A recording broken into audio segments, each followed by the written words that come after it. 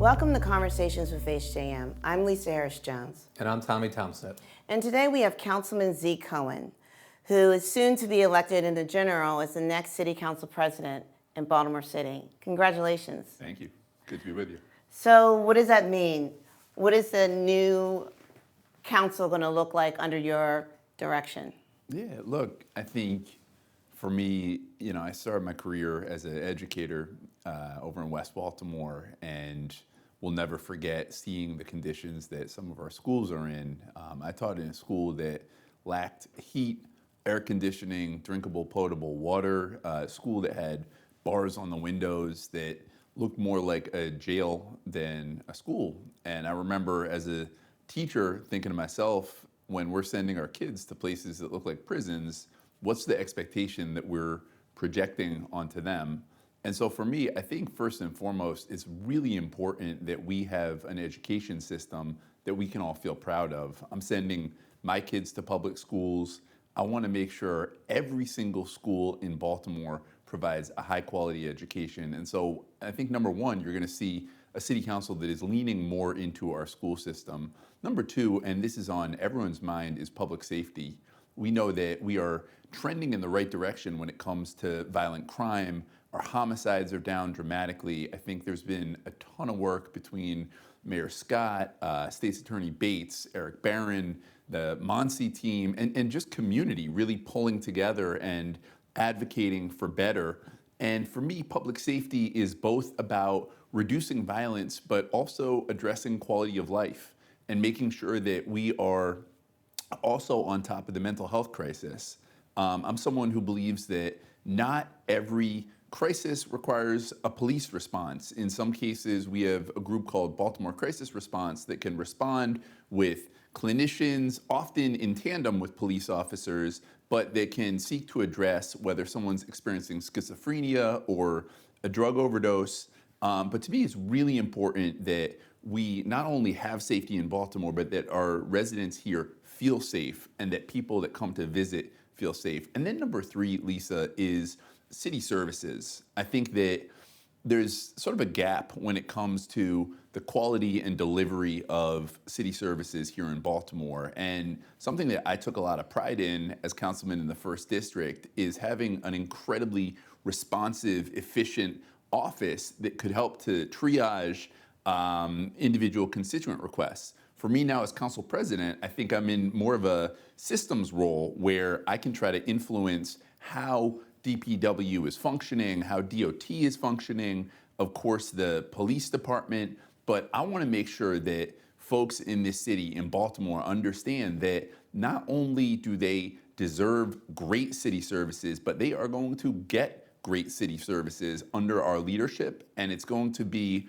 both about strengthening the workforce and making sure our workers are well and that they're well paid, but also holding agency leadership accountable to deliver great results. Your councilmatic district, District 1, is thriving. I mean, we're seeing a lot of construction. We're seeing great population growth there. You have a vibrant immigrant community. Do you think you can replicate that as the council president, or at least help your colleagues replicate that in their councilmatic districts? Absolutely, and I appreciate you saying that.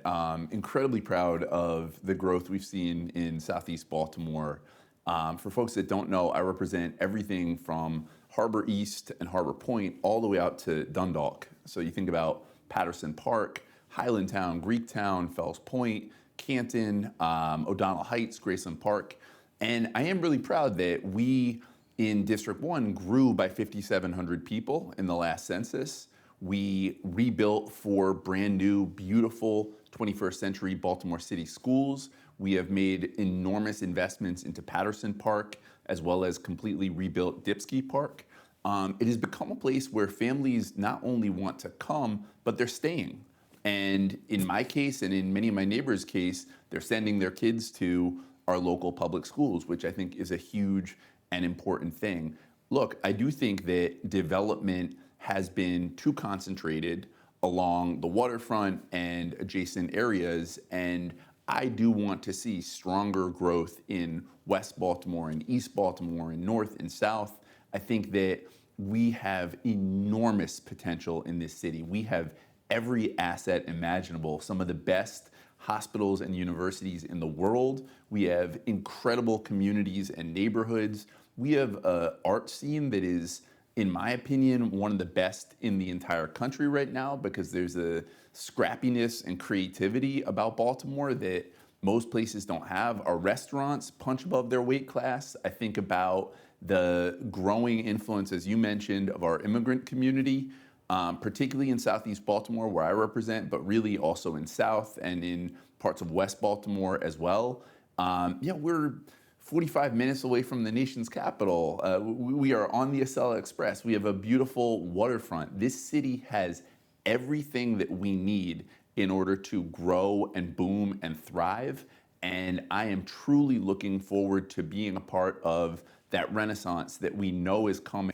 You mentioned that this is a renaissance for Baltimore. There's a lot of projects, the harbor.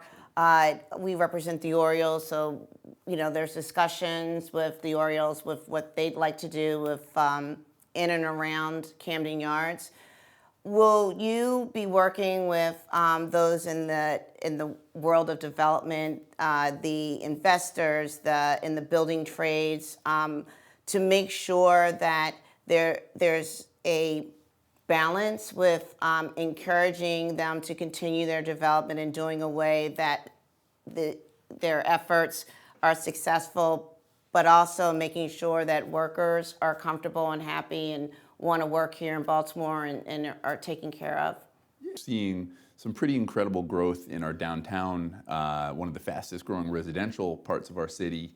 And what's happening at the Inner Harbor with Mr. Bramble's project is really exciting. The stadiums, the CFG Arena, to me, I think there needs to be a really cohesive vision around downtown. There needs to be a little more connectivity so that someone can, go the whole distance. I mean, again, we are pretty unique in having this beautiful waterfront public promenade. I can't think of too many other cities that have that.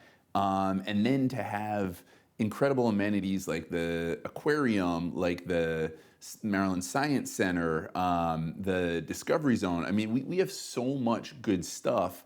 I think it can feel a little bit disparate and disconnected to folks. And so one of the things that I hope to do with people like Shalonda Stokes and others is really bring this vision around downtown to life so that it is just a great, thriving place. We know that workforce patterns have shifted, that folks are not necessarily coming back to the offices at the rate that we had once seen, but I think leaning into the opportunities around residential development and around folks wanting to live and be downtown and go to the restaurants, go to the baseball game, I think is an amazing opportunity. What role do you see the council playing in kind of guiding that process and make sure we're getting the right person in that place to do all the things you just talked about? Yeah, and I think it's an exciting moment for the city. I'm grateful to Dr. Santelices for her 8 years of service. That is more than, I think, any other big city school CEO right now. She's been with us through some very, very challenging times.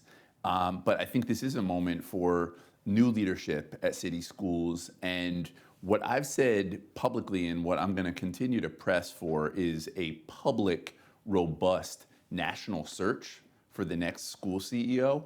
I think this is an incredibly important hire for our city. I think that our children can't wait another generation to get a great education. We know that there is a lot of money coming into the school system through the Blueprint for Maryland's Future, which is the school reform legislation that our champions in Annapolis, folks like Senate President Ferguson and others, got passed.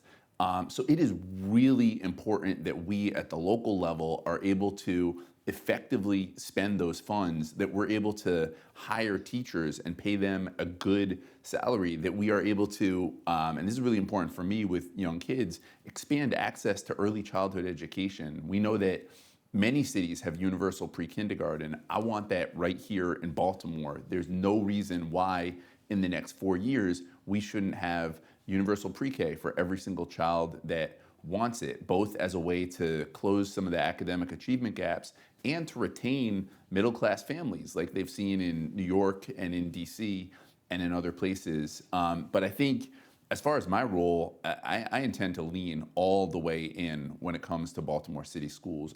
So you mentioned your colleagues. There's going to be a new city council. There will be some incumbents coming back. What is the leadership going to look like with the different committees and having new members in the council? How do you see it shaping out?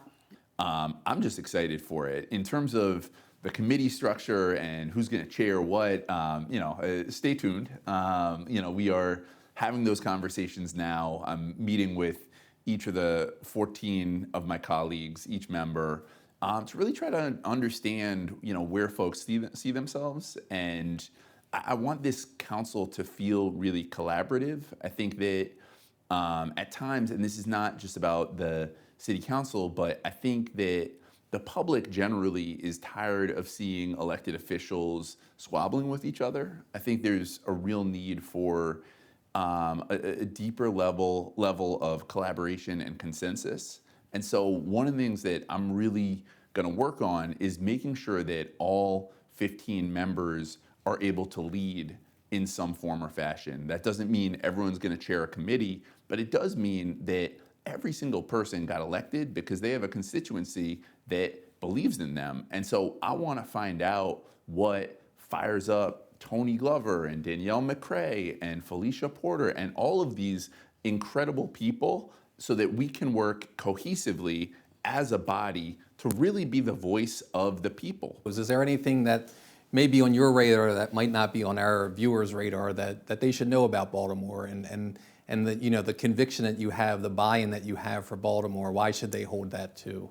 Yeah, look, like I said, I'm proud to be raising my two kids here. My wife and I live in Brewers Hill. She's a physician at MedStar down in Cherry Hill.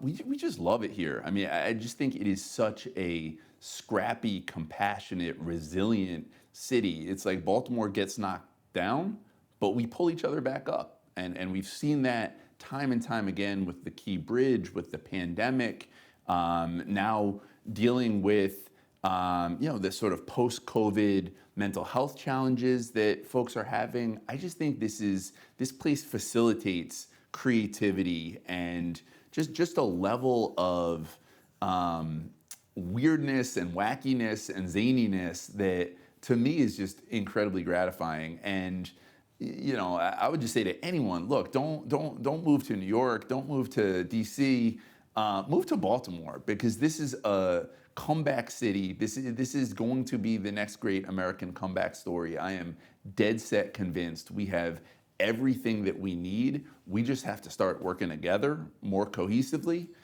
Well, I'm glad you're fired up. That's why we have the sign behind us from Baltimore with Love. And that's why we decided to film our segment this year in Baltimore. So I want to thank you for taking the time to come over and meeting with us and sharing your vision and what we can expect in the next city council here in Baltimore. Thank you for joining us.